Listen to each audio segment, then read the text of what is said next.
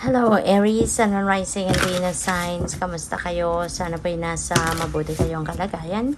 Welcome back po sa Star Tarot. At kung bago kayo rito, welcome din po kayo. Please subscribe, like, share my videos, and leave me a comment kung nakaresonate po kayo. Aries, first card po ninyo, Harvest. Ayan, so napakaganda. Kasi this is the time that you are going to receive, the fruit of your labor. Kung ano man yung pinagtrabahuan ninyo ngayon, magkakaroon na kayo ng bunga.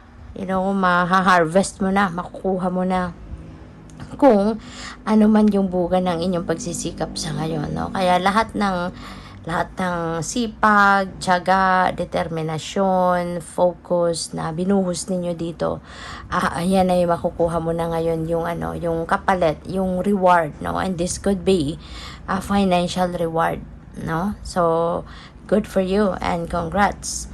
We have Boss Agate, yan, positivity and change. So, mayroong mga possible, no, na positibong pagbabago sa buhay ninyo na mangyayari. Maaaring magkakaroon kayo ngayon ng positive change, something is going to happen dito na magdudulot, no, ng positibong epekto, positibong pagbabago sa buhay ninyo. Alright? And depende yan, no, sa inyong sitwasyon. Pwedeng yung pagbabago na yan could be pagbabago sa kaperahang aspeto ninyo, kasi syempre mas magiging abundant ka na ngayon, mas magiging prosperous ka na ngayon. Pwede rin na ang iba sa inyo sa ngayon could change, diba, the way of life ninyo, the way you approach life, the way na i-navigate ninyo ang mga sitwasyon ninyo, no? Or it could be anything, no? Depende sa inyong sitwasyon. But definitely, may mga pagbabagong magaganap, may mga pagbabagong gagawin kayo sa buhay at this time. We have mushroom, ayan, so recycling, breaking down problems. So, maaari, no, na ang iba din sa inyo dito, baka merong kunyari problema, mas magiging maganda, no, if you are going to break down the situation. Yung titignan mo muna dito kung ano yung kasi kung pwede namang maayos, 'di ba, yung problema na kumbaga parte-parte, yung hindi yung i-approach niyo yung problema na pangkalahatan or yung kabuuan, 'di ba, ng problema.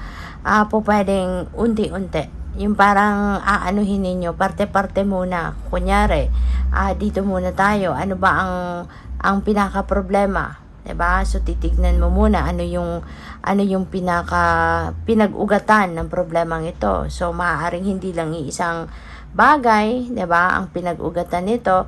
So maaaring mas maganda if you are going to find solution doon sa kung ano, kunyari, 'di ba?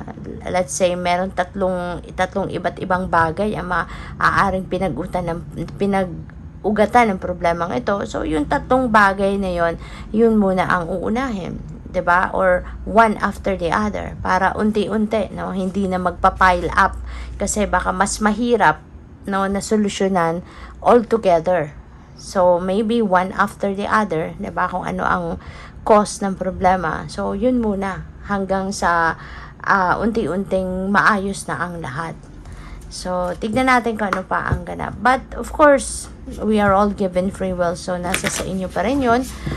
May kanya-kanya tayong style, 'di ba, ng pag-navigate sa buhay, pagharap sa mga problema. Kaya it's all up to you, no, kung paano ninyo ito susolusyonan kung may problema nga, no?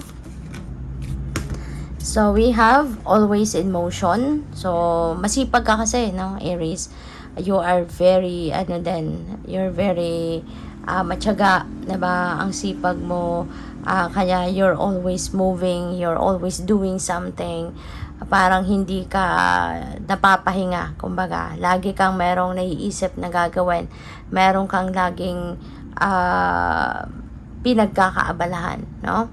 Kaya kailangan din dito, na bigyan mo din ng oras, panahon at attention din yung pagsa-self-care mo, 'di ba? Kahit marami kang ginagawa, marami kang obligasyon, responsibility, trabaho, 'di ba? Make sure na you always put your well-being on top of your priorities, okay? So we have endurance is the key to success, okay?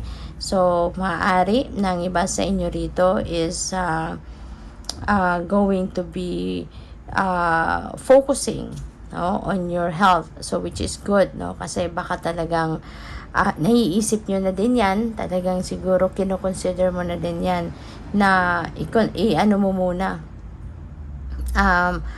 i-maintain, diba, yung inyong kalusugan, i-maintain yung good health ninyo, yung ganon, no? So what else? We have trust in the wise spirits and your prayer will be answered. Okay? So, maaari na ang iba sa inyo dito talagang magkakaroon din kayo ng pagtitiwala. You are going to give your 100% trust, no? And belief, sa spirit realm dito, and you are confident, nagtitiwala ka, malakas ang paniniwala mo na kung ano man yung mga hinihingi mo, ano man yung mga dinadasal mo, ay kanyang papakinggan, no? Ay kanyang ibibigay sa'yo. Kaya, good luck. So, tignan natin kung ano pa ang ganap. And by the way, maraming salamat for subscribing. And if you haven't subscribed yet, subscribe na kayo. And also, maraming salamat din for not skipping the ads. Malaking bagay po yan sa akin. And also, please click the join button sa baba ng video kung gusto po ninyo na mag-join kayo sa membership. Okay? Salamat po. So, we have 6 of Pentacles. This is beautiful because this is a time for prosperity. So, merong prosperity na dadating, merong kasaganaan sa pera na dadating sa inyo sa ngayon, and it could be coming from different sources, kung ano man kung saan man magagaling ang perang ito, no?